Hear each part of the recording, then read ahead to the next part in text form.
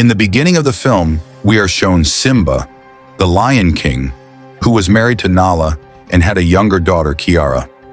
Simba's wife, Nala, when one day she goes for hunting, she gets lost. She couldn't find her way home.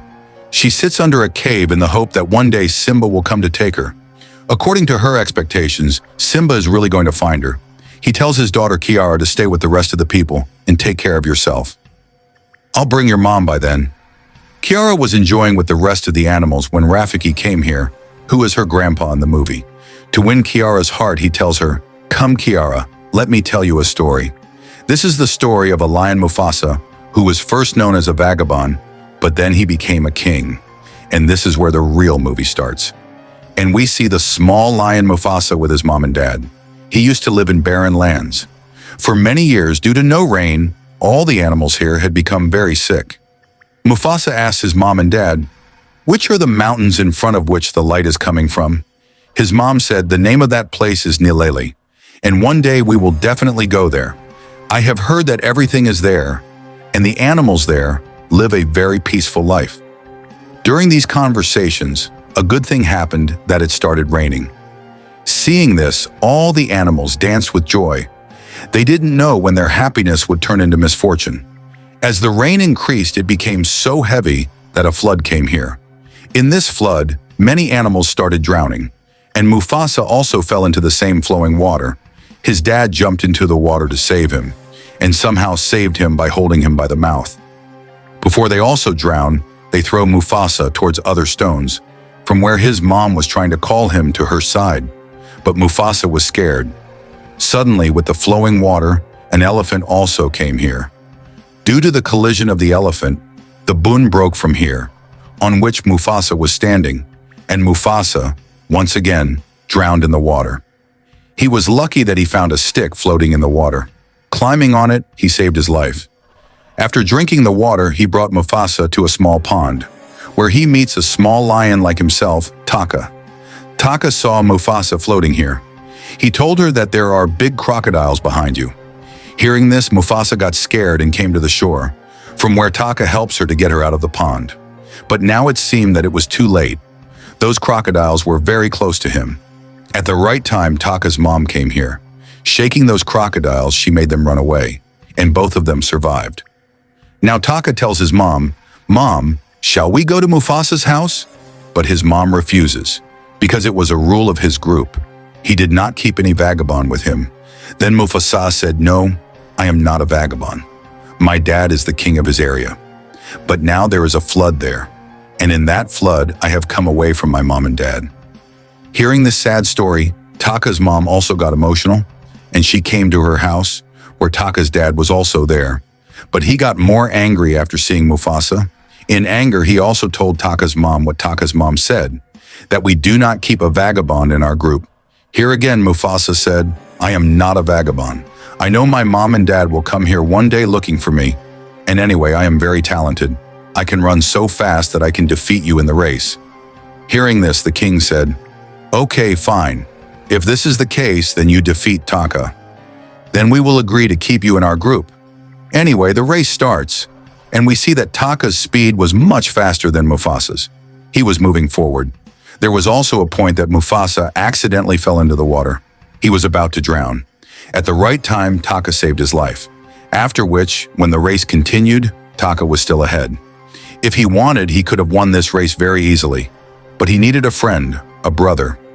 Saying this, he slowed down his speed, and in this way, he let Mufasa win this race. Seeing this, Taka's dad was very angry that Taka lost. But Taka was very happy with all this, because finally, with his defeat, he got a brother, a friend. He was very happy about this. But here his dad tells him, "Taka, be careful. The one you consider your brother, he can also take your reel from you." Anyway, now it is shown that Taka and Mufasa both enjoyed each other's company very much. While playing with animals, they grew up. Everything was going on normally. But one thing that was abnormal, Taka's dad never considered Mufasa a member of his group. He always considered him a vagabond.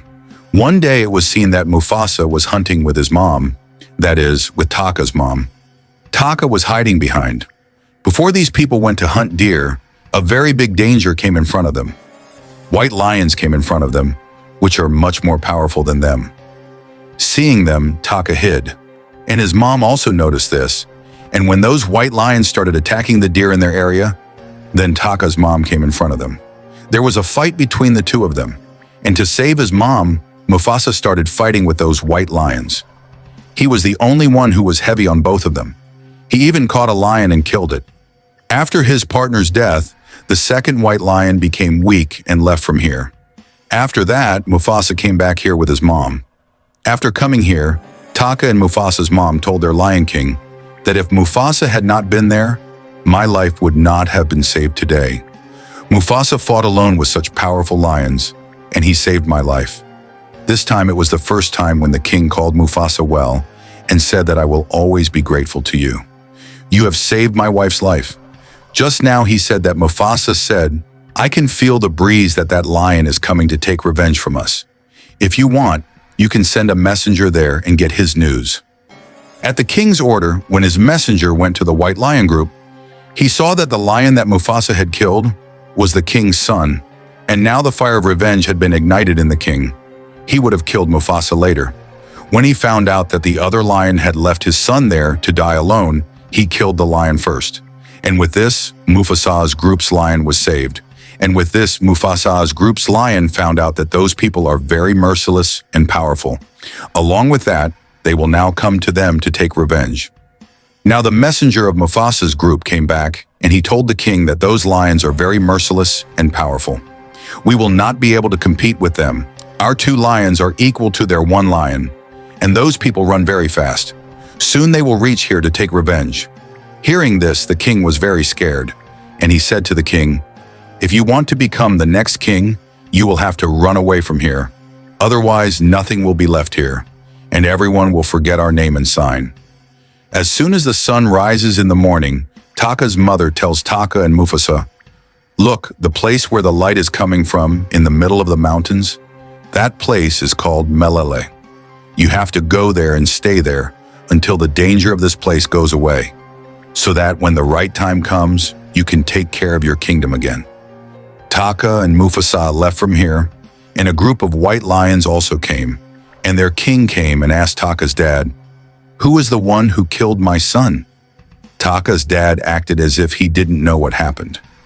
This made the king of the white lions angry. Here the other lions who were looking for here found out that two lions have also run away from here. They started following them. Their speed was so fast that they soon reached close to Taka and Mufasa. Seeing them close, Mufasa said to Taka, we should stay here and fight. Running away is not brave, but they were more and Mufasa and Taka were two.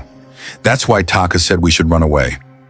During their conversation, the white lions also came to them, and they came and asked, who killed our Nawab? Seeing them, Mufasa said without fear, I was the one who killed him. But they didn't believe Mufasa's words because they had smelled Taka. The time was coming for the king's blood from Taka's blood, so Taka must have killed his Nawab. Although Mufasa also said, leave Taka, it's all my fault. But they were now after Taka.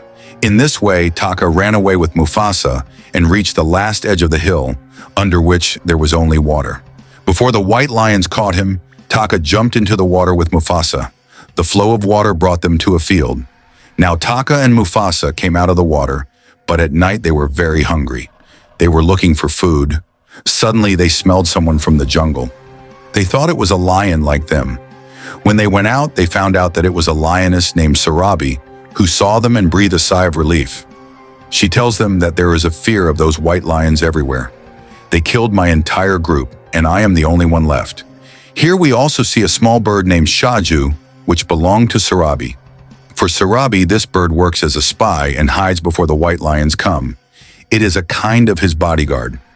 We also found out that Sarabi also wants to go to Melele, where Taka and Mufasa want to go for their safety. So they decide to continue their journey together. A little further on, they smelled food. It was the smell of monkeys who used to eat them. For the first time among these monkeys, Mufasa met Rafiki. Rafiki doesn't like monkeys. He has thrown him out of his group. This is how he meets these three. Before they hunt Rafiki and eat him, Rafiki tells him that he knows the way to Melele. These three are surprised to hear this. Mufasa said, tell me the truth. Rafiki said, "Yes, I used to live there, but now I am going to Malala because my brother lives there." The brother thing was a lie, but yes, he knew the way to Malala. These people leave him for food and include him in their group so that he can easily reach Malala. It is morning while traveling, and Rafiki finds out from the wind that those white lions are still following him. Rafiki thinks that those white lions want to finish his generation. Rafiki forbids him to rest here, and these people continue their journey. On the way, Taka tells Mufasa that he likes Rafiki, and Mufasa tells him the way to impress Rafiki. Mufasa says that she smelled rose petals from Rafiki's body. Mufasa says that girls love to hear these things. According to Mufasa, Taka did the same, and Rafiki was impressed by Taka. Anyway, there was a herd of elephants in front of Rafiki, and a lot of white lions were very close to Rafiki. Actually, the white lions were so close to Rafiki that Rafiki jumped over them and crossed the mountain. Rafiki was able to cross the mountain safely. To escape from the white lions, Rafiki had to do something. Rafiki climbed on a tree and tore the roof of the honeybees. The bees made the elephants suffer. When the elephants ran away, the white lions got entangled with the elephants. Rafiki couldn't get back to the tree. Rafiki fell into the herd of elephants. Before the elephants could save Rafiki, Mufasa came close and saved Rafiki. The herd of elephants was running on the mountains, and because of their fast running, the walls of the mountains started breaking. The way was closed so that the white lions could come near them. The white lions were in danger, but now Sarabi was also unconscious. Rafiki came to Sarabi and brought him to his senses by massaging his neck. As soon as Sarabi woke up, she asked, "Who saved my life?" Immediately, Mufasa lied that Taka saved your life. Mufasa was very proud of him. Mufasa was very brave and had a big heart. He was like a shield for his brother. They continued their journey and reached near the snowy mountains. After crossing the snowy mountains, they reached Malala. The white lions were walking ahead, but the problem was that their footprints were missing. Mufasa requested Sarabi's bird Shaju to remove the snow from under his feet so that the footprints could be removed. Mufasa's idea worked very well. When the white lions reached here, they couldn't find any footprints. Mufasa was impressed by Sarabi's idea. Sarabi realized that Mufasa was the one who risked her life to save Sarabi's life. Sarabi realized that Mufasa had sensed the scent of flowers coming from Sarabi's body. Sarabi was attracted to Mufasa. Mufasa tried to convince Sarabi that it was Taka who did all this. Taka got jealous and thought that Mufasa was betraying him. Sarabi remembered what her father had said, that Mufasa would take everything from Sarabi. In his anger, Taka went to the white lions and asked them if they knew who killed Mufasa. Sarabi said that Mufasa killed Mufasa and that she would help in catching Mufasa because she would take revenge on Mufasa.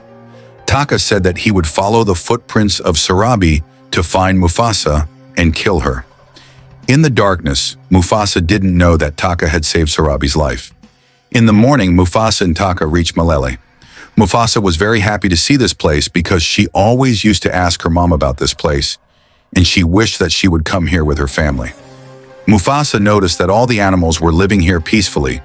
There was no fight between Mufasa and Sarabi was scared of Mufasa. Mufasa was very worried about the white lion who was chasing Mufasa, and he didn't know that his brother Taka was behind all this. Mufasa was fighting with Mufasa, and Mufasa pushed Mufasa away, and then Taka came and told Mufasa that Taka is the one who brought the white lion to Mufasa. Mufasa was very sad, and in this situation, the white lion threw Mufasa from the mountain. Mufasa climbed the mountain and told all the animals that if they don't help him, they can fight with him. Hearing this, all the animals became strong and decided to take revenge with Mufasa. As soon as the white lion came to Mufasa, all the animals attacked Mufasa and threw her from the mountain where Mufasa was injured. Seeing Mufasa injured, the king of the white lion was very happy and came to Mufasa to finish him off. Mufasa was injured and the white lion was very strong, so Mufasa was not capable of fighting the white lion. Seeing this, Taka felt pity for Mufasa and told the white lion to let Mufasa go, but the white lion was not in the mood to take revenge. When the white lion attacked Mufasa again, Taka also got injured. Mufasa and Taka had to fight together to fight the white lion. During their fight, we can see that there was a huge earthquake and the mountain was broken. Mufasa, Taka, and the white lion were fighting and they fell into the water. Mufasa saw that a huge rock was coming towards them, and she pushed the white lion under the rock. In a few seconds, the rock fell on the white lion, and the white lion died. Mufasa and Taka defeated the white lion with their bravery. Seeing this, all the white lions ran away. Seeing Mufasa's bravery, everyone in Malayali made Mufasa the new king. Everyone was talking about Mufasa, and after hearing her name, everyone came to meet Mufasa. She was Mufasa's mom who could not recognize Mufasa, but she recognized Mufasa. Both of them were happy and emotional because Mufasa found out that her dad was killed. After meeting her mom, Taka came to Mufasa. When Taka was apologizing to Mufasa, all the animals started shouting that, "Don't forgive him. He is a traitor. He brought the white lion here." Mufasa scolded everyone and said that this is my order, and Taka will stay with me. Seeing Mufasa's bravery, Taka felt more guilt. He told Mufasa not to remember him again, and he went to the mountains. Mufasa's story ends here because Rafiki was narrating it to Kiara. After the story ended, we saw that Kiara's dad brought her mom here. Kiara found out that Kiara has a brother. Seeing everyone happy, the story ends here.